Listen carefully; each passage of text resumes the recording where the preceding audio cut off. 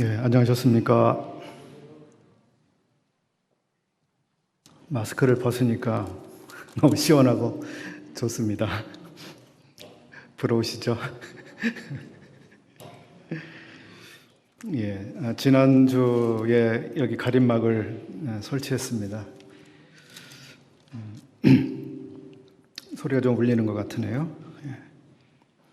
오늘이 10월 첫째 주일이 됐습니다. 참 빠르게 계절들이 흘러갔습니다. 베드로전서 3장에 있는 말씀을 먼저 한번 읽어드리고 말씀 나누겠습니다. 또 너희가 열심으로 선을 행하면 누가 너희를 해하리요?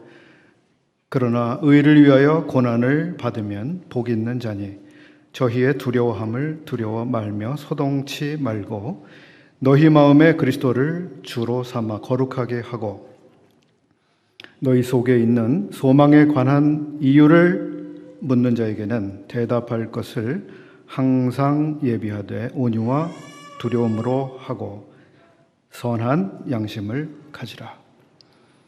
이 세상에 두려워할 일, 불안할 일 참 많죠. 마음을 요동케 하는 일들이 참 많습니다. 이러한 가운데 우리가 그리스도 안에서 가지고 있는 소망에 관한 이유들, 이것을 따라서 우리가 온유함과 두려움으로 또 우리 소망에 관한 이유를 말할 마음의 준비를 하고 살 것에 대해서 말씀하고 있습니다. 두 시간에 걸쳐서 이 주제로 말씀을 나눈 바가 있고요. 오늘 세 번째 또 같은 주제로 말씀 나누겠습니다. 오늘은 우리에게 그리스도 안에서 주신 소망, 그 세 번째 시간으로 그리스도의 심판대와 그리스도인의 상급이라고 하는 내용을 함께 나누겠습니다. 지난 시간에 메시지의 이제 결론 부분에서 우리에게 약속된 또 우리의 소망으로 주신 부활, 그것은 모든 성도에게 차별 없이 주시는 하나님의 은혜라고 하는 것을 말씀드렸습니다. 그래서 우리 신앙생활을 어떻게 했는지에 대한 그 조건에 따라서 어떤 성도는 부활하게 되고 어떤 성도는 부활에서 제외가 되는 그런 것이 아니라 참 놀라운 은혜를 따라서 우리에게 부활의 소망을 주셨습니다. 그런가 하면 부활에 대한 고린도전서 15장 말씀 가운데서 우리는 모든 성도가 부활할 것이지만 그러나 해와 달의 영광이 다르고 또 별의 영광도 다른데 별과 별들의 그 영광도 다 다를 것이다, 이런 말씀을 드렸습니다. 그것은 우리 모든 성도가 다 부활하겠지만 그러나 똑같은 정도의 영광스러운 그런 상태가 되지는 않을 것이다. 거기에는 차이가 있을 것이다, 이런 말씀을 나눈 바가 있습니다. 오늘은 이제 세 번째 시간으로 그리스도의 심판대와 상급인데요. 여러분들께서는 상 받아보셨습니까? 상. 지금까지 지내오시면서 어떤 상을 받아보셨습니까? 저는 상을 많이 받아보지는 이제 못했는데요. 어떤 상이 됐든지 상을 받는다는 것은 기분 좋은 일이죠.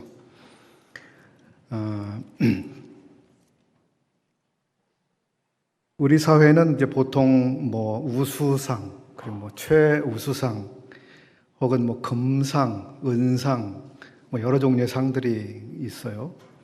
그리고 표창장, 공로패, 감사패, 기념패 등등 기념할 만한 이런 것들을 또 어떤 분들에게 주기도 합니다. 누군가 우리 옆에서 이렇게 상을 받는 이런 모습을 보면 우리 마음이 굉장히 부러워지죠. 나도 저거 좀 받았으면 하는 마음이 생깁니다. 뭐 자연스럽죠.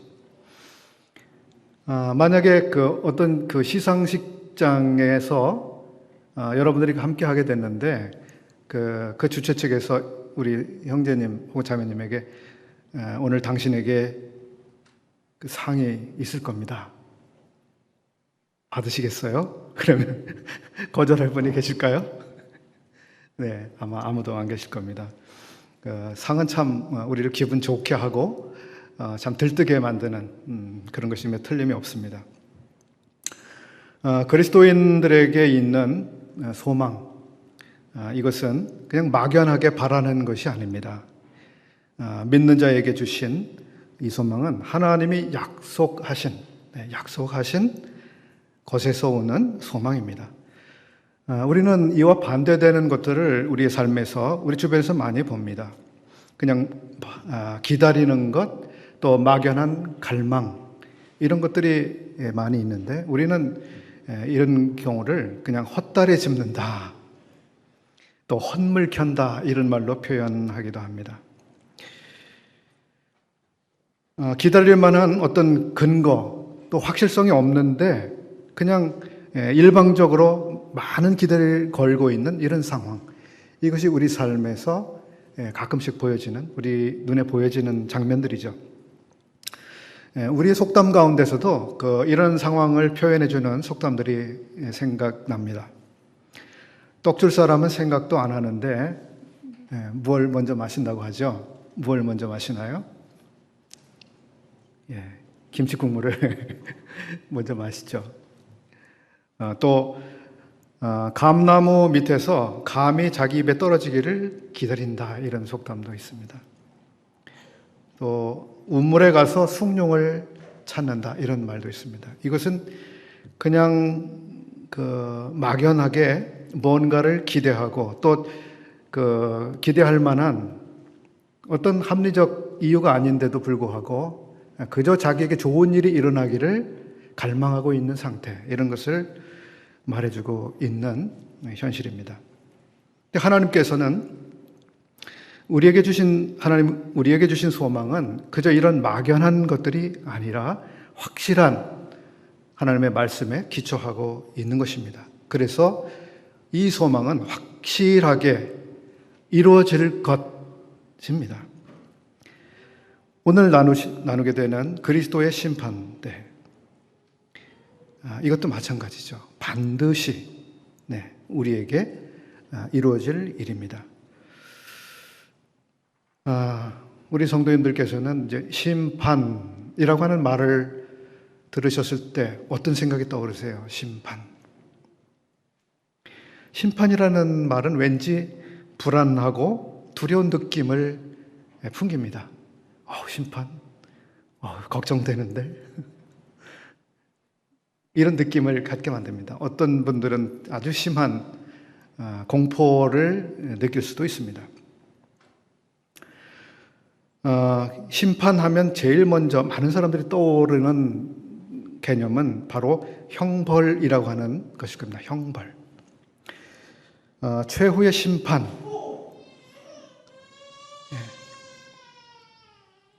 네. 아빠가 아직 능숙하지 못하신 것 같군요. 예. 최후의 심판, 그리고 형벌. 이런 것들을 통해서 사람들은 심판하면 공포감을 느끼고요. 또 어떤 사람이 하나님 앞에 서 있고 하나님은 그 사람의 죄를 낱낱이 드러내면서 아주 완벽한 증거를 앞에 딱 내놓고 당신은 죄인입니다, 이렇게 선언하고 즉시 형벌을 집행하시는 그런 장면, 이런 것들을 가장 먼저 떠올리실 겁니다. 심판. 실제로 성경에서 이런 장면을 생각할 수 있는 말씀들이 있죠. 살아계신 하나님의 손에 빠져들어가는 것이 무서울진저, 이런 말씀 히브리서에 있습니다. 또 몸은 죽여도 영혼은 능히 죽이지 못하는 자들을 두려워하지 말고 오직 몸과 영혼을 능히 지옥에 멸하실 수 있는 일을 두려워하라. 그렇습니다. 하나님의 심판에는 이런 엄중한 심판이 있는 것이 사실이죠. 또 우리는 심판에 대해서 생각할 때 노아의 홍수, 그 심판을 생각해 볼 수 있습니다. 그 심판이 얼마나 어마어마했는지요. 호흡이 있는 모든 것들은 다 죽었습니다. 호흡하는 모든 것들. 호흡하지 않고 있는 것들을 빼놓고 모든 호흡하는 것들, 즉 생명 있는 것들이죠. 그리고 하나님께 반역한 천사들이 영원히 하나님 영광 앞에서 추방당하고 이제 영원히 감옥에 갇히게 되는 이런 지옥을 우리가 떠올릴 수도 있습니다. 이런 모든 것들은 성경에서 말씀하고 계시는 이 심판의 모습들이고 사례들입니다. 그 심판 그러면 우리가 여러 가지를 이렇게 떠올리게 되죠. 그런데 이 심판이라고 하는 것은 이런 여러 사례들뿐만 아니라 그 단어가 아주 다양하게 사용되고 있습니다. 하나님이 불순종한 이 세계에 내리시는 그런 심판도 있고 또는 자기 백성 이스라엘에 대해서 그 백성을 더욱 거룩한 하나님의 백성답게 만드시기 위해서 그들을 교육적으로 사용하시는 그런 심판도 있습니다. 또는 교회를 거룩하게 하시기 위해서 범죄한 성도를 하나님께서 징계하시는 그런 심판도 있습니다. 또 성도들이 나중에 천사들을 재판하게 될 그럴 일이 앞으로 일어나게 되는데 이것도 역시 심판입니다. 어떤 형제와 형제 사이에서 피차를 비난하거나 잘잘못을 가리는 이런 일들, 이런 상황에 대해서도 성경은 심판이라는 단어를 사용하고 있는데 우리 성경에는 판단이라는 말을 쓰고 있습니다. 판단하지 말라. 그 영어로는 다 심판이란 동일한 단어입니다. 저지. 그런가 하면 우리 성도들이 행한 모든 말들과 우리의 삶에 대해서 하나님이 면밀한 조사를 하시게 됩니다. 그리고 성도들은 자기가 행한 모든 행위뿐만 아니라 말들에 대해서도 반드시 해명해야 될 것이라고 신약 성경은 말씀하고 있습니다. 그래서 우리가 어떤 무익한 말을 하든지 하나님 앞에서 그것을 우리 성경은 직고하리라라고 되어 있는데요. 해명해야 될 것이라고 말씀하고 있습니다. 우리의 말 한마디가 얼마나 중요한지 우리는 다시 생각해 봐야 합니다.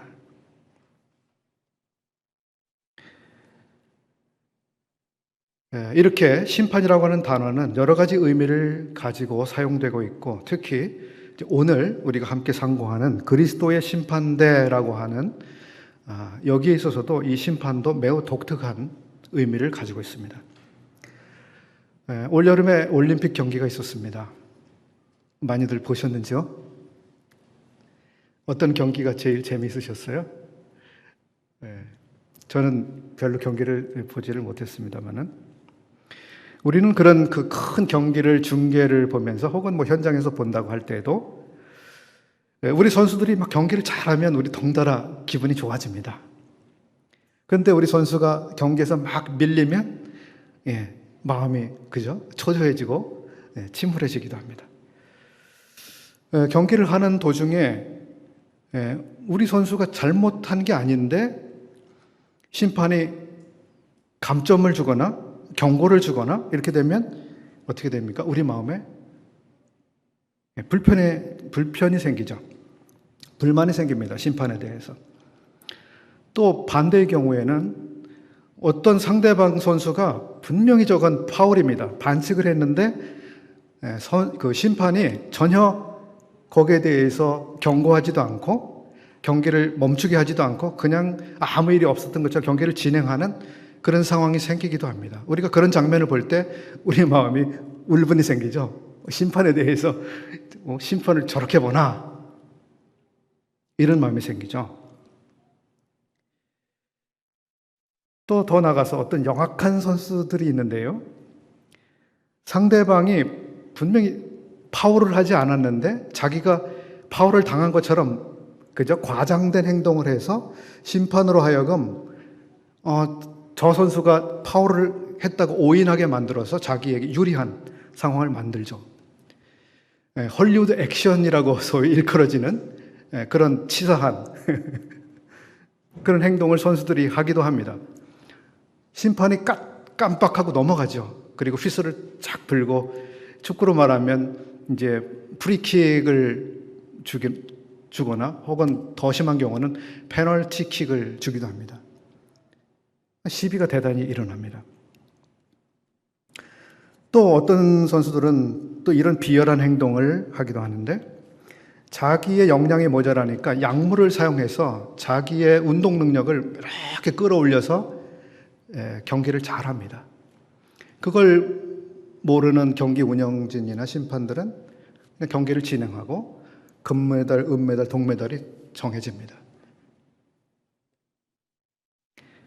스포츠계에서는 이런 상황들을 피하기 위해서 노력을 많이 하고 있죠. 그래서 도핑 테스트를 합니다.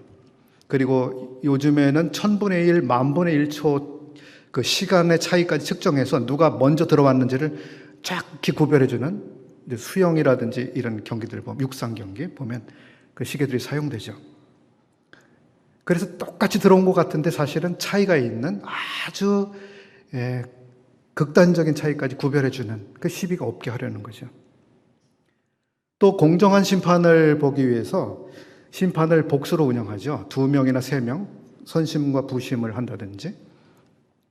그렇게 해서 공정하게 하려고 합니다. 또 그것도 모자라는 경우는 우리는 이제 VAR인가요? 비디오로 이제 촬영을 해서 그걸 정확하게 다시 한번 돌려보면서 판독을 해주기도 합니다. 자, 이렇게 해가지고 많은 경우가 이제 보완이 되고 있죠. 그래서 경기에 대한 불만이 지금 많이 사라지기는 했습니다.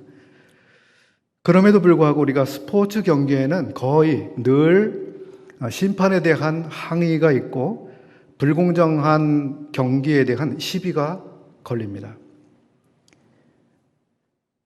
경기에 분명히 문제가 있는데도 불구하고 심판이 그 경기를 그냥 진행해버리면 나중에 이제 제소를 당하죠. 그리고 그 경기위원회에서 거기에 대해서 정확히 조사를 하고 심사를 해서 이건 심판이 경기 운영은 잘못했다. 그렇게 결과가 나오면 그 위원회에서 그 심판에게 심판 자격을 1년, 2년 동안 심판을 할 수 없습니다라고 자격 정지를 시키기도 합니다. 자, 설령 그렇게 된다 하더라도 그 경기를 했던 당사자는 어떻게 되죠? 자기는 최선을 다해서 경기를 했고 상대방이 분명히 파울을 했는데 심판이 그걸 그냥 넘어갔기 때문에 자기는 그 메달권에 진입할 수 있는 기회를 거기서 잃어버렸습니다.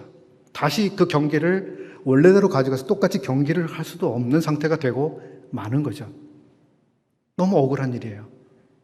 이런 일들이 간혹 일어나죠. 기회가 다시 없어지는 것. 이런 상황에서 선수는 매우 큰 좌절감과 슬픔을 느끼게 됩니다. 자, 제가 이제 올림픽과 스포츠 이야기를 했습니다만 우리 삶 속에서는 이렇게 스포츠에 관한 것뿐만 아니라 우리 삶의 전반에서 이런 일들이 일어나고 있는 것을 우리가 경험하고 살고 있습니다. 치사한 일, 공정하지 않은 일, 비열한 일, 반칙. 정의란 무엇인가라고 하는 논의는 계속 이루어지고 있습니다. 공정한 사회에 대한 논의, 공평한 사회에 대한 요구 끝없이 계속 이루어지고 있죠. 우리 삶의 어딘가에는 반칙이 일어나고 있고 또 거기에 대한 불만스러운 목소리는 계속 일어납니다. 억울하다고 하는 나는 억울해라고 하는 이런 하소연도 그칠 날이 없는 게 우리 사회입니다. 그래서 국가와 사회는 이런 사회적 문제를 해결하기 위해서 골머리를 앓죠. 머리를 싸매고 법과 제도를 만들고 정책을 개발하고 그렇게 합니다. 자, 그렇게 해도 어떻게 됩니까? 만족할 만한 단계까지 되지 못합니다. 우리가 살고 있는 이 사회, 이 말씀을 드렸는데, 자, 이제 우리 이야기의 초점을 하나님과의 관계 안에서 믿는 사람들의 삶, 행위, 봉사, 헌신, 이런 주제로 한번 가져와 보겠습니다. 고린도 전서 3장을 한번 열어주시면 고맙겠습니다. 고린도 전서 3장. 3절부터 15절까지가 오늘 주요 본문이 되겠습니다. 고린도 전서 3장 3절부터 15절까지.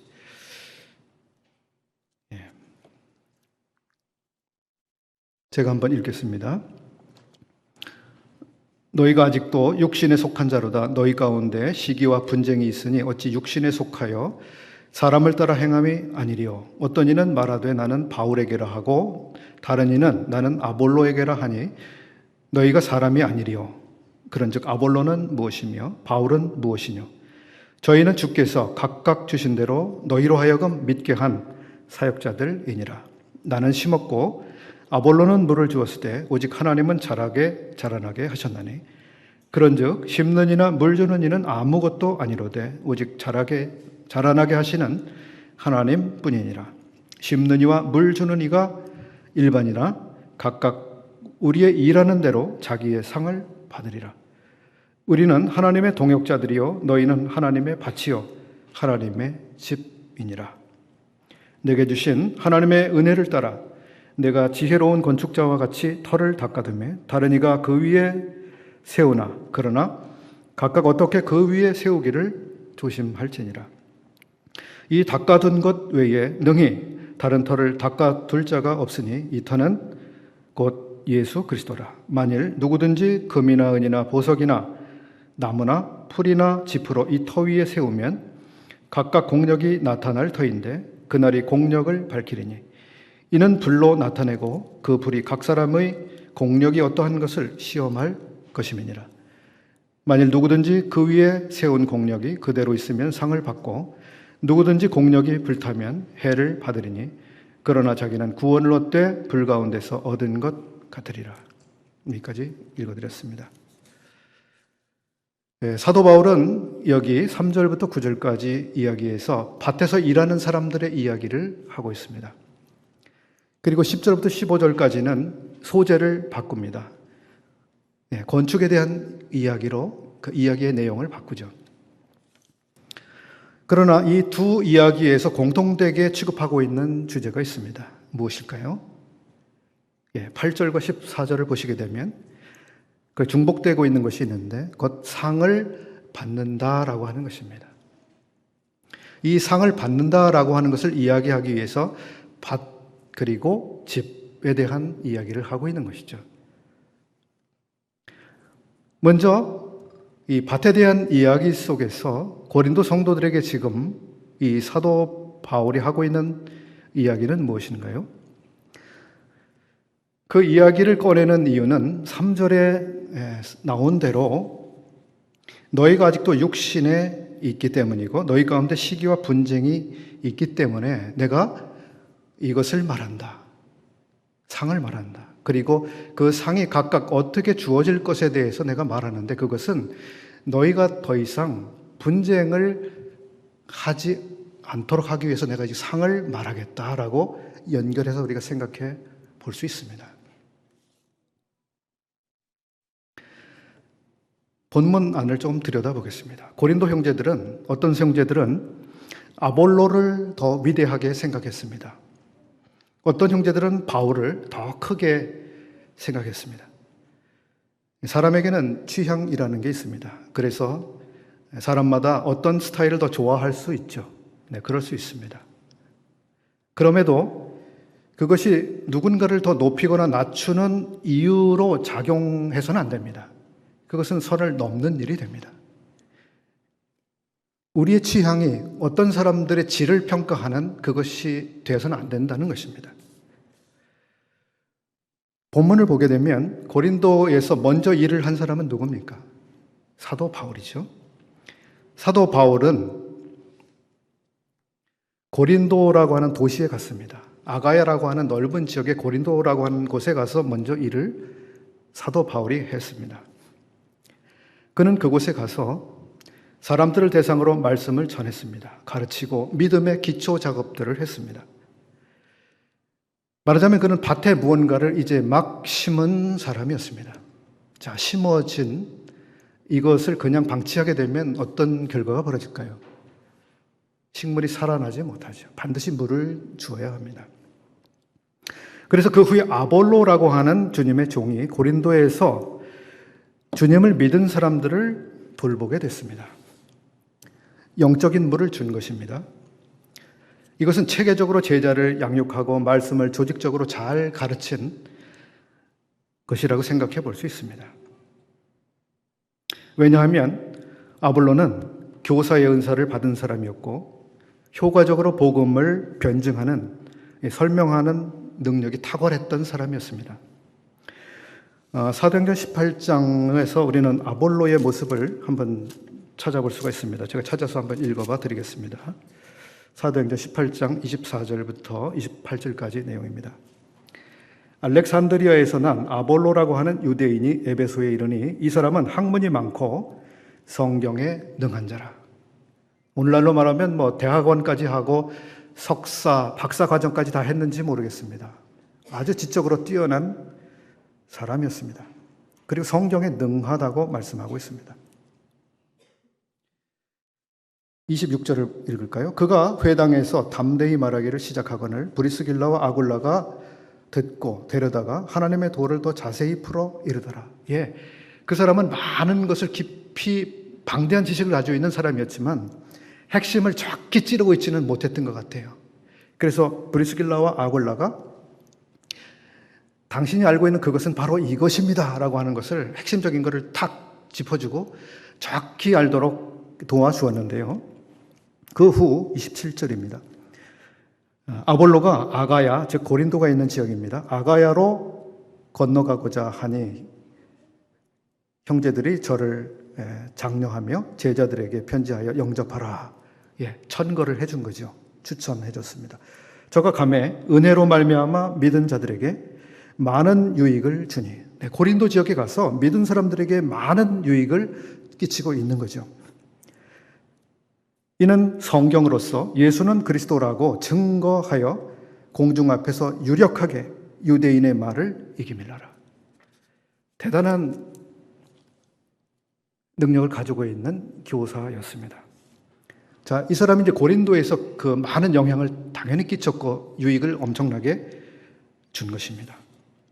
자, 그래서 고린도 교회 안에는 아볼로야말로 대단한 사람이다라고 하는, 그를 인정하는 것, 그리고 인정하는 것을 넘어서서 그를 추종하는 사람들이 생겼습니다. 그런가 하면 여전히 바울이야말로 더 위대하다라고 생각하는 사람들이 있었습니다. 이것이 지금 고린도전서 3장에서 사도 바울이 이야기를 하고 있는 배경인 거죠. 이 사도는 지금 불을 끄려고 고린도 전서를 썼습니다. 거기에 지금 불이 막 일어나고 있어요. 이 불길이 그 걷잡을 없이 막 일어나고 있는데 이걸 빨리 불을 끄지 않으면 이 고린도 교회는 막 불타버리는 집이 될 거예요. 이 사도 바울이 빨리 불을 끄러 지금 간 거와 같습니다. 그래서 여러분들 그렇게 분쟁하고 누구를 따르고 이렇게 하는 그런 상태는 대단히 위험합니다. 여러분들은 지금 잘못 생각하고 있습니다. 그 이야기를 지금 해주는 거죠.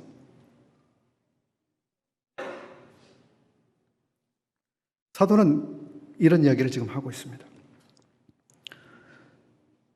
바울이든 아볼로든 그 사람들은 모두 여러분의 교회에 꼭 필요한 일을 한 사람들입니다. 하나님은 각자 그 사람들의 봉사를 가치 있게 사용해 왔습니다. 누가 더 필요한 사람입니까? 누가 더 중요한 사람입니까? 그들은 각자 일한 대로 공정하게 상을 받을 것입니다. 따라서 여러분들이 두 사람을 전혀 비교할 필요가 없습니다. 이것을 사도 바울이 지금 이야기하려고 하는 것입니다. 고린도 사람들은 하나님의 평가와 보상이 어떻게 이루어질지에 대해서 알지 못했기 때문에 사람을 우열로 나누고 사람을 따르는 그런 상태에 빠졌습니다. 그래서 우리가 그리스도의 심판대에서 상급이 어떻게 이루어질 것인가를 제대로만 안다면 교회 안에서 사이좋게 또 질서대로 협력해서 더 온전한 교회를 이루어가는데 기여하게 될 것입니다. 저는 이 본문을 볼 때 매우 큰 흥미를 느끼는데요. 여기 사도 바울은요, 자기는 밭에 뭔가를 심기도 하고 물도 주고 그랬다라고 이야기하고 있지 않습니다. 나는 심었습니다. 나는 물을 주지는 않았습니다. 나는 심은 사람입니다. 그렇다고 사도 바울이 중요한 일을 하지 않은 건가요? 네, 중요한 일을 했습니다. 그러나 물 주는 일은 다른 일꾼이 했습니다. 그 이야기를 지금 하고 있는 거예요. 사도 바울은 정말 놀라운 사도였지만 그가 모든 것을 자기가 다 하려고 하지 않았습니다. 그것은 개인의 능력으로 불가능할 뿐 아니라 하나님 앞에서 그것은 월권입니다. 월권이에요. 왜냐하면 고린도전서 12장 이하에서 우리가 보면 어떻게 됩니까? 하나님께서는 모든 지체들에게 은사를 주셨다. 그리고 모든 은사들이 서로 돌아보고 협력하고 기여하게 해서 주님의 몸을 함께 세워가도록 하는, 이게 하나님의 지혜거든요. 어떤 탁월한 사람이 모든 것을 다 하는 구조, 이거 하나님이 계획하신 설계도가 아닌 거죠. 사도 바울은 그걸 알았어요. 나는 심었습니다. 중요한 일을 했습니다. 그러나 내가 모든 걸 다 하지는 않았습니다. 그 이야기를 정직하게 말하고 있는 거예요.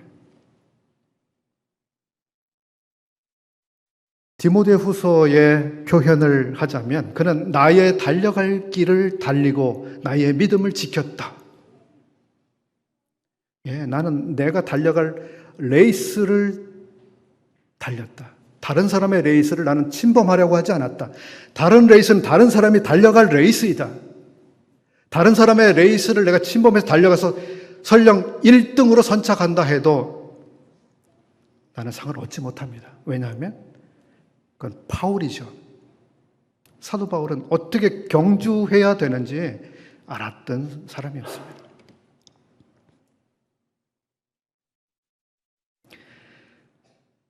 여기 재미있는 사실이 또 한 가지 있습니다. 잘하게 하시는 이는 하나님이셨다라고 지금 말하고 있습니다. 아무리 뛰어난 일꾼이 그리고 경험 많은 일꾼이 노련하게 그리고 모든 노력을 다 해서 땀을 완전하게 흘리고 밤이고 낮이고 물을 갖다 퍼붓고 다 해도 결국 뭐죠? 자라게 되고 열매를 맺게 되는 것은 어떻게? 하나님이 하시는 일입니다. 하나님이 하시는 그 일을 해 주시지 않으면 우리가 아무리 넓은 밭에 수많은 씨를 뿌리고 밤낮으로 잠을 자지 않으면서 물을 갖다가 거기에 대도 아무 일도 일어날 수 없습니다. 사도 바울은 그거 이야기하고 있습니다. 나 사도 바울, 아볼로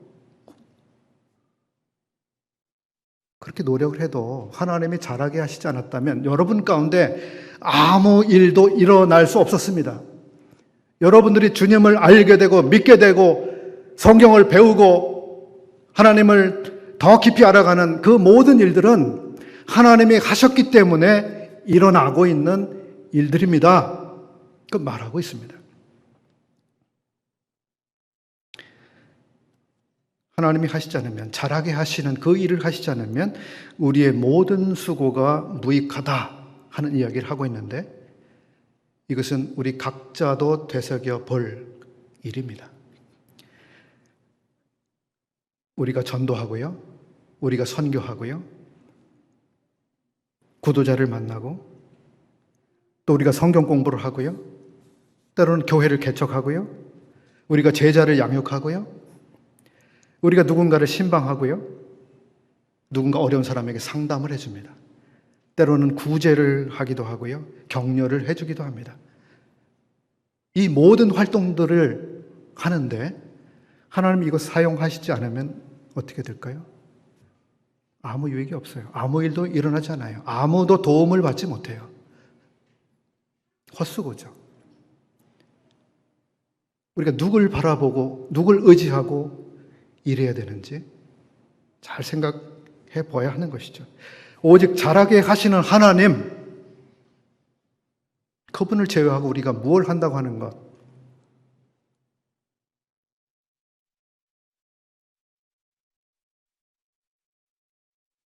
구약의 전도서는 생명체가 성장해가는 과정에서 관찰되는 이 흥미로운 점을 이렇게 기록해주고 있습니다.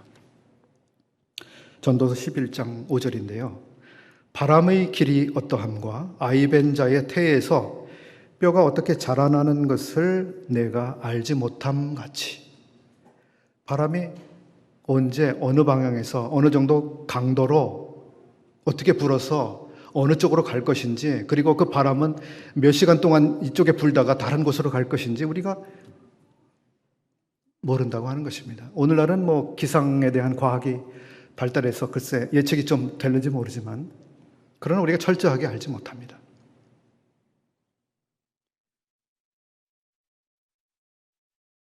임신부의 태 안에서 아기가 뼈가 어떻게 자라나고 있는지, 이 장부가 어떻게 조직되고 성장하고 완전한 하나의 생명체가 만들어져 가는지 우리가 정확히 알지 못합니다. 이런 것과 같이 만사를 성취하시는 하나님의 일을 내가 알지 못하느니라. 하나님이 하시지 않으면 되지 않습니다. 올해 봄에 우리 교회 화단을 새롭게 만들었어요. 나무를 사다가 자르고 거기에 박고 해서 흙이 내려오지 않게 하고 흙을 갖다 더 보충하고 그 화초를 심고 그런 작업들을 했습니다. 특별히 올리브 나무, 어린 올리브 나무 4그루를 사다 심었습니다. 보신 분이 계신지 모르겠는데요. 저는 올리브 나무를 갖다 심으면서 여기 중부지방에서도 올리브 나무가 살 수 있을까? 그건 중동이나 더 뜨거운 지방에서 사는 식물인데, 그래도 살 수도 있다 그래요. 그래서 주문해서 사다 심었습니다. 그러고 나서 계속 지켜봤습니다. 이 나무가 살아나는지, 잘 여기 살 것인지. 지금 4달, 5달 이렇게 되는 것 같은데요. 계속 지켜봤는데 이 올리브 나무가 자라나지 않는 거예요. 그저 몇 달이 지나도 똑같아요. 그죠? 예. 다른 나무들은 막 무럭무럭 크고 막 꽃도 피고 열매도 열리고 막 그러는데 이 올리브 나무는 그냥 아무 변화가 일어나지 않는 그런 모습이었어요. 이제 9월이 됐습니다. 여름이 다 가고 올리브 나무는 잘 크지도 않고 이제 저러다가 마는가 보다 그런 생각을 하게 됐어요. 근데 9월이 됐는데 9월 열흘이 가고 20일이 가고 날짜가 막 흘러가는데 제가 화단에 가서 그 나무를 볼 때마다 한 매디씩 한 매디씩 이렇게 막 나무가 자라 올라가는 거예요. 그래서 9월 한 달 동안 제가 보니까 한 10cm, 15cm까지 이렇게 나무가 컸어요. 매디가 이만큼 맺히고 또 매디, 여러 매디가 막 자라 올라가고 거기서 가지나 잎들이 막 올라오고, 그래서 그걸 보면서 이 나무는 참 이상하다. 어떻게 남들은 한여름에 뜨거운 햇볕에서 그 에너지를 가지고 막 크고 이랬는데 그냥 한여름에 가만히 멈춰 있다가 이제 여름 다 가는 마당에 이제 이렇게 크지, 이 나무는? 왜 그러는 거지? 그 생각을 했습니다. 그러면서 이 나무는 여름 내내 무엇을 했을까? 뿌리는 뿌리대로 준비를 하고 줄기는 줄기대로 준비하고 그 줄기 안에서 물관과 체관과 양분을 빨아들이고 흡수하는 이런 것들을 자기 나름대로 준비를 했을 것 같습니다. 그리고 9월에 드디어 막 자라난 거예요. 정말 신비하다 하는 생각이었습니다. 그래, 하나님이 생각하신 그 시간이 있었지. 저 나무는 그때 자라도록 하나님이 그렇게 시간을 그렇게 하셨어. 저는 그동안에 저 나무는 저렇게 엉뚱한 짓을 하고 있지. 남들은 다 크고 있는데 이런 식으로 그 나무를 보기도 했습니다만, 이제는 그렇게 보면 안 되는 거구나.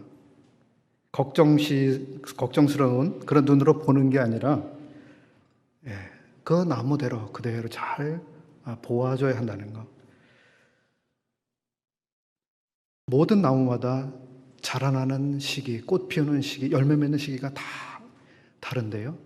이 성도들도 비슷한 것 같아요. 어떤 성도들은 구원 받고서 그냥 빠르게 막 성장하는 그 성도들도 있습니다.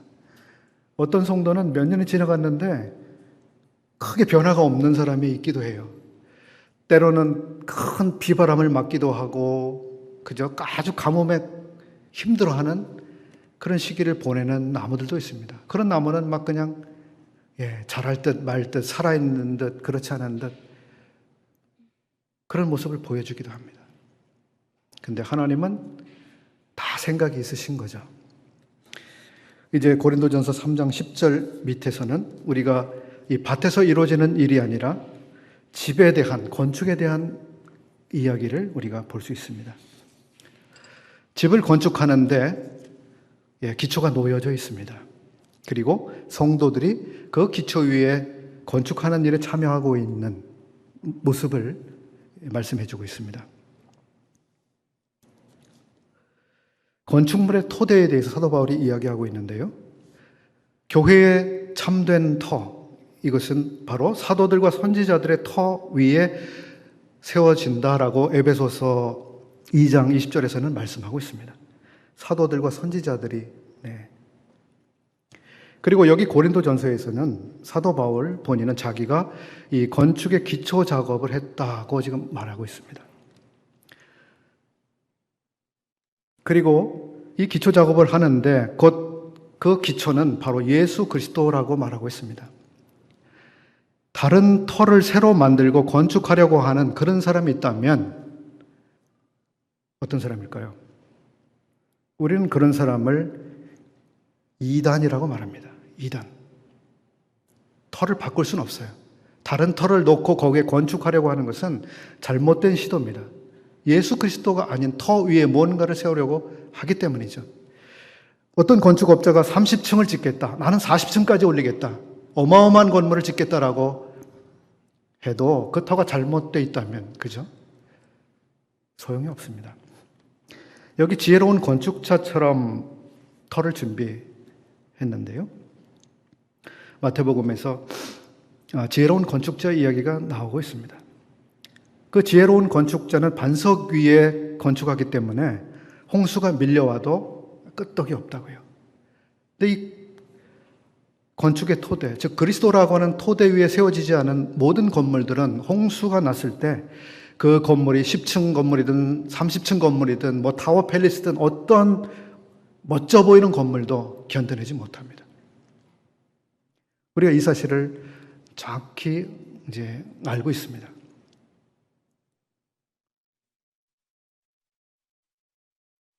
여기서 우리는 고린도후서 5장 말씀을 한번 읽고 가겠습니다. 고린도후서 5장 9절과 10절입니다. 그런즉 우리는 거하든지 떠나든지, 즉 성도들과 함께 있든지 성도들을 떠나게 되든지 주를 기쁘시게 하는 자 되기를 힘쓰노라. 이는 우리가 다 반드시 그리스도의 심판대 앞에 드러나 각각 선악간에 그 몸으로 행한 것을 따라 받으려 함이라. 여기 주의할 단어들이 있죠. 우리가 다 반드시 그리스도의 심판대, 이런 단어들입니다. 그 몸으로 행한 것을 따라, 즉 우리가 여기 몸을 가지고 살고 있는 동안 행한 것을 따라서 받으려, 즉 되돌려받는, 보상을 받는 이런 것을 말씀하고 있습니다.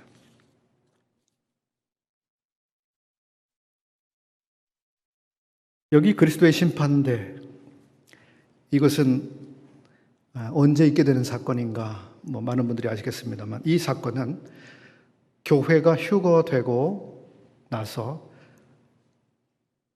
주님과 함께 하늘에 영접되고, 그리고 이 땅에서 환란이 진행되고 있는 그 어간에 주님이 다시 지상으로 오시기 전까지 있게 되는 그 사이에 일어나는 일입니다. 주님이 공중에 재림을 하십니다. 그때 교회가 휴거가 되죠. 모든 믿는 사람들이 들림을 받습니다. 이 장면을 오늘 아침에도 다시 생각을 해보았습니다. 주님이 왜 중간 공중까지 오실까? 그냥 주님이 계신 그 높은 하늘에서 믿는 사람들을 다 불러가셔서 거기로 오게 하시면 될 텐데 왜 중간까지 오시는 걸까? 일종의 수고죠. 그래서 저는 그 그림을 주님이 성도들을 맞이하러 여기까지 오시는 것에 대해 생각해 봤습니다. 내가 너희에게 가리라. 내가 마중을 나가겠다. 내가 환영하러 거기까지 가서 너희들을 맞이하겠다. 주님이 우리를 만나고 싶어 하시는 거예요. 기다리시는 거예요. 내가 어서 가서 내 사랑하는 성도들을 맞이하겠다. 그리고 정말 버선발로 아버지가 달려나가신 것처럼 이 교회를 맞이하러 이 공중까지 오시는, 얼마나 주님이 설레는 마음으로 기다리고 계신가. 이 시간을 우리를 맞이하러 오시는 주님. 휴거. 그리고 이 성도들을 기쁘게 맞이해서 함께 하늘에 가셔서 거기서 지금 이 성도들의 행한 것들을 다 보상해 주시려고 하시는 그 일을 하시는 거거든요. 이게 그리스도의 심판대입니다.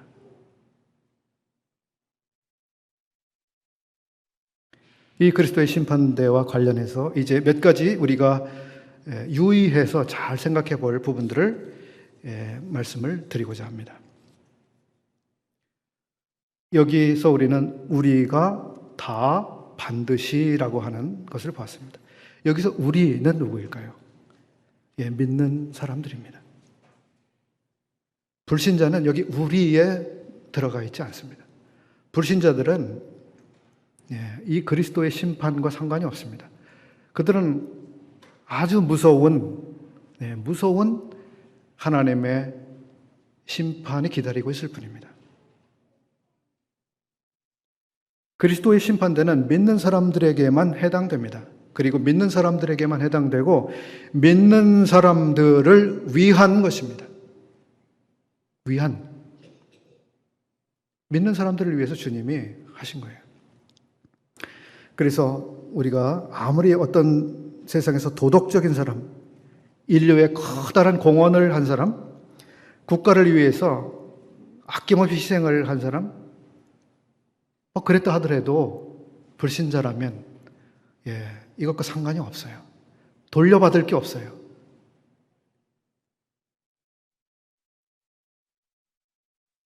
여기 모든 신자들은 다 압니다. 예외 없습니다.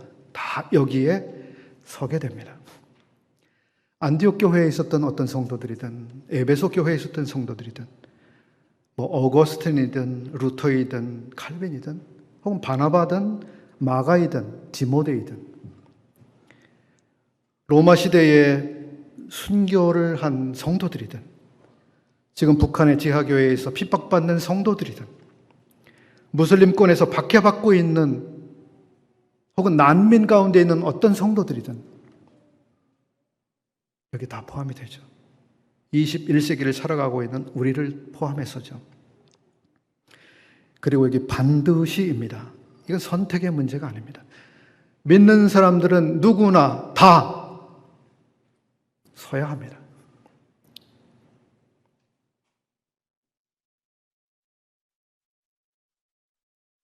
그리고 각 사람이 서는데요. 자, 다음 100명 들어오세요. 자, 다음에 500명 들어오세요. 이렇게 해서 단체적으로 되는 일이 아닙니다. 한 사람씩 주님 앞에 서서 그 사람의 행한 것을 공적을 심사받습니다. 자, 형제가 몸을 가지고 있는 동안에 이런 참 일들을 했지. 참 큰일을 했어. 라고 한 사람 한 사람 한 사람의 행적들을 다 조사합니다. 그 사람의 공적을 조사합니다. 1대1로 섭니다. 그래서 우리가 행한 모든 일들에 대해서 공개적으로 다 이렇게 드러나는 장면이 아니라 주님과 1대1 사이에 이런 일들이 일어나게 됩니다. 두 번째 우리가 유의해야 되는 것은 다 드러나게 된다고 하는 것입니다. 다 드러나게 된다. 10절에서. 우리의 삶, 우리의 행위가 아주 명백하게 드러납니다. 투명하죠. 우리 마음에 아주 깊이 감추고 있는 혹은 숨기고자 하는 혹은 이중적으로 생각하고 있던 혹은 자기 자신도 착각했던 동기 이런 것들이 다 드러납니다. 혹은 긍정적인 면을 볼까요? 우리 모든 사람들은 개인의 사정이 있습니다. 특별한 환경이 있어요. 잘 해보고 싶지만 잘 할 수 없는 능력이 모자라거나 사정이 허락지 않거나 여건이 그렇지 않다든지 그런 게 있을 수 있잖아요.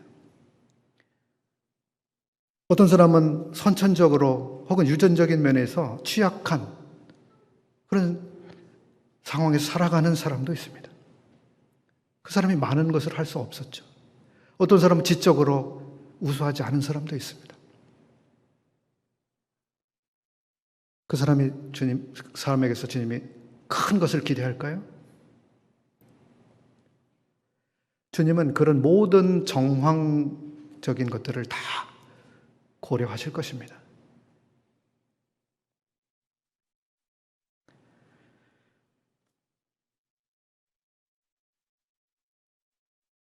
고린도전서 4장 4절 후반부터 6절 전반까지를 우리가 잘 볼 필요가 있는데요.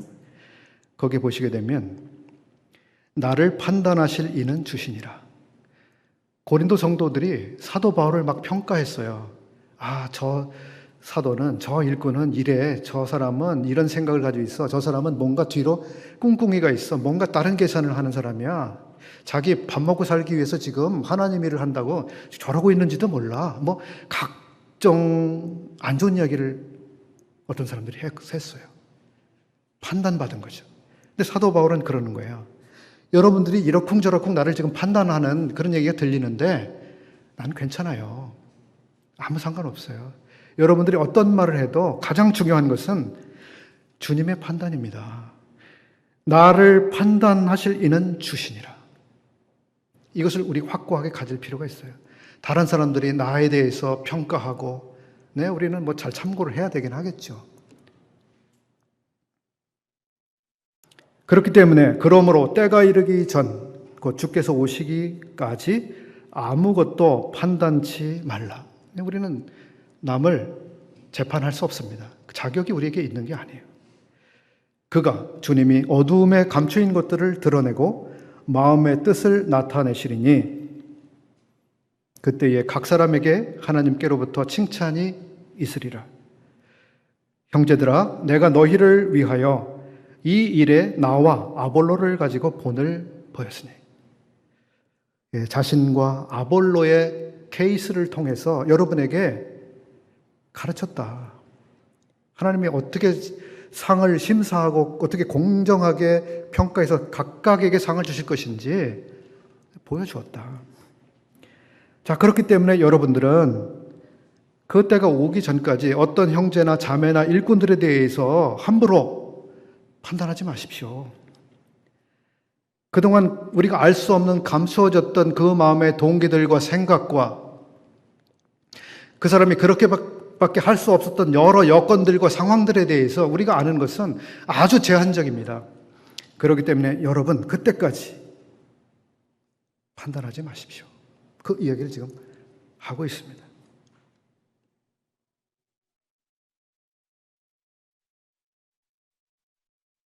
우리는 남의 입장과 사정을 다 알 수 없습니다. 어떤 사람의 마음의 동기가 무엇인지 정확히 알 수 없습니다. 저는 저 자신을 볼 때도 어떤 때는 그래요.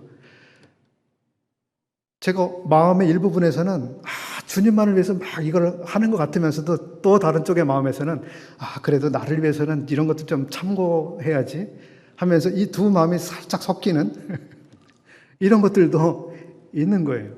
이걸 하나님이 공정하게 나 자신도 평가하지 못하는 부분까지 공평하게 측정하실 거예요. 주님의 권한을 우리가 침해하지 말아야 합니다. 여기서 우리가 또 한 가지 알아야 될 추가적 사실이 있습니다. 각 사람에게 하나님께로부터 칭찬이 있으리라 말씀하고 있습니다. 칭찬이 있으리라. 상, 보상 이런 거죠. 여기에 벌이라고 하는 개념은 안 들어가 있어요. 벌을 받을까 봐, 벌 주실까 봐. 이 내용은 여기 지금 없어요. 칭찬.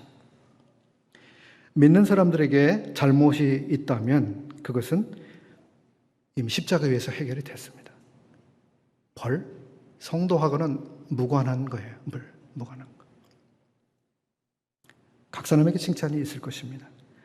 그러나 3장 8절에서 본 것처럼 그 칭찬은 각 개인에게 되는 것입니다. 즉 어떤 교회 전체, 특정한 사람들의 집단에 대한 단체적인 포상이 아닙니다. 각각 개인별로 칭찬이 있는데요. 예를 들어서 빌라델비아 교회를 생각해 보겠습니다. 계시록에. 그 교회는 책망이 없었어요. 칭찬만 있었어요. 자, 그럼 빌라델비아 교회에 있는 모든 사람들이 똑같은 칭찬과 상급을 받게 될까요? 아니에요. 그 교회는 훌륭한 교회고 좋은 간증을 나타냈지만 그 교회에 함께하고 있었던 성도들은 다 개인별로 평가될 것입니다. 계시록에 있는 다른 교회들을 볼까요? 서머나, 버가모, 라오디게아. 그 교회들은 아주 주님의 판단을 받고 있어요. 너희들은 이게 지금 문제고 잘못됐고 고쳐야 되고 부끄러움을 받고 있어요. 교회가 단체적인 면에서는 책망을 받고 있는데 그 중에 어떤 사람들은 이기는 자들이라고 말씀되어지는 그 사람들이 있어요. 교회가 단체적으로는 책망을 받지만 그 중에 어떤 개개인은 훌륭한 성도들이었던 거예요. 너에게는 다른 사람들이 알 수 없는 그 놀라운 것을 줄 것이다. 약속들이 개인들에게 있어요. 우리가 어떤 성공적이고 영광스러운 사역을 하는 단체나 교회에 소속하고 있다는 사실, 그것을 우리가 똑같은 칭찬을 받을 것이다. 이렇게 여러분 생각하신다면 수정해야 합니다. 우리 교회가 훌륭한 교회인가요? 똑같이 칭찬받을 거라고요? 아니, 우리 교회가 훌륭하지 않은 교회인가요? 모두 똑같이 취급을 받으실까요? 아니에요. 아닙니다. 훌륭한 교회나 그룹에 함께하고 있다 해도 우리 각 개인에게 평가는 각각 다를 수가 있어요. 이 점에 대해서 사도 바울은 자신과 아볼로의 섬김에 대해서 이야기했잖아요. 그 두 종은 너희가 잘했다, 너희가 수고했다, 똑같이 줄게. No. 아니에요. 각입니다. 밭에 심은 사람과 물을 준 사람, 그들은 각기 자기 일에 충실했습니다. 그리고 그 각각의 충실한 봉사에 따라서 주님도 각각 칭찬을 해주십니다. 우리 성도님들은 어떤 일로 주님 칭찬을 좀 받고 싶으십니까?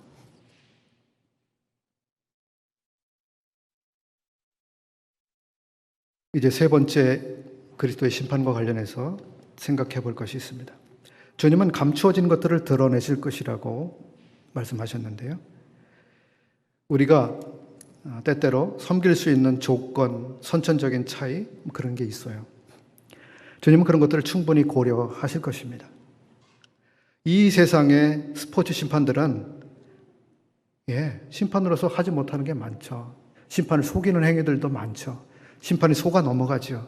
오심이 일어납니다. 주님은 그렇지 않습니다. 모든 숨겨진 것들을 정확하게 드러내실 것입니다.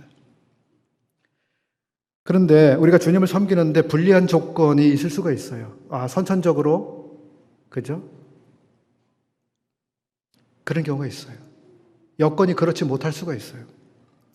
근데 여러분, 우리가 용기를 가질 필요가 있습니다. 우리가 주님을 섬기는데 불리한 조건이 있다면 그것은 오히려 가산점이 될 것이라는 거예요. 가산점.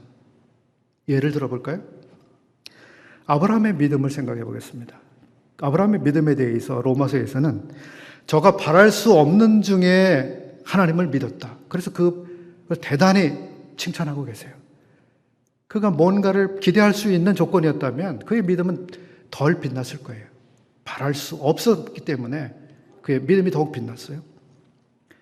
과부가 두 렙돈을 넣은 누가복음 21장의 이야기를 생각해 볼까요? 그는 아주 작은 연보를 드렸어요. 다른 사람들 객관적으로 볼 때 아주 작은 거죠. 아주 작은 거예요. 그게 무슨 도움이 될까? 가난한 사람들을 구제하는데. 주님은 그러나 대단하게 칭찬하셨어요. 그 과부가 어떤 삶을 살았을까요? 제가 생각하는데 그 과부는 남루한 옷차림을 하고 살았을 것 같아요. 옷 살 돈이 없었을 거예요. 유행에 매일 뒤처지는 삶을 살았을 거예요. 남들은 다 하고 있는데 그 평균적인 것 이하로 살았을 거예요. 때때로 내일은 무엇을 먹을 수 있을까? 어디 가서 돈을 벌어서 내 삶을 유지할 수 있을까? 그런 삶을 살았는지도 몰라요. 그가 그러한 중에 자기가 가진 전부를 넣었습니다. 그의 불리한 조건은 오히려 빛나는 조건이 됐습니다. 고린도후서 8장에서 마게도니아 교회들이 했던 연보에 대해서 이런 기록을 하고 있습니다. 저희의 극한 가난이 풍성한 연보를 넘치게 했다. 극한 가난? 마게도니아에 있었던 교회들, 그 성도들, 어느 정도의 가난이었는지 저는 증명할 수 없지만 그 당시에 사람들이 살아가고 있는 보통 사람들 이하의 삶을 그들이 살았지 않았나 싶어요. 형편없는 삶을 살았지만 그들이 주님께 드리는 것은 넘치는 것이었다. 그 빛나는 평가를 받고 있습니다. 우리가 주님을 섬기는 데 있어서 불리한 것은 절대 불리한 것이 아니다. 나의 불리한 상황은 절대 불리한 것이 아니다. 우리의 불리함은 오히려 가산점으로 작용할 수 있는 좋은 거죠. 여러분, 선천적으로 받으시는 것이 좀 다른 분들에 비해서 적으신가요? 그동안 배우신 거, 물려받은 거, 경험한 거 이런 게 별로 없으신가요? 사람들보다 좀 적으신가요? 남들보다 못하신가요? 네, 걱정하실 필요가 없어요. 이것이 오히려 더 우리를 빛나게 만들 것입니다. 우리의 마음을 주 앞에서 내 이 보잘것없는 것이지만 주님께 드리면 내 상황이 이렇게 어렵지만 이러한 중에라도 주님을 위해서 봉사하면 더 빛나는 것이라고 말씀하고 있습니다. 이것이 그리스도의 심판대가 가지고 있는 공평과 공정함과 충분한 보상이 되는 것입니다. 이것이 소망입니다. 누가 이것을 할 수 있습니까? 이 세상에서 누가 이렇게 공평하게 우리를 알 수 있습니까? 아무도 못해요. 주님만, 주님이. 그리고 우리를 위해서 하시는 거예요. 소망으로 그날을 함께 기다리시고 더욱 힘을 내서 주님을 봉사하는 성도 되시기를 바라겠습니다. 네, 감사합니다.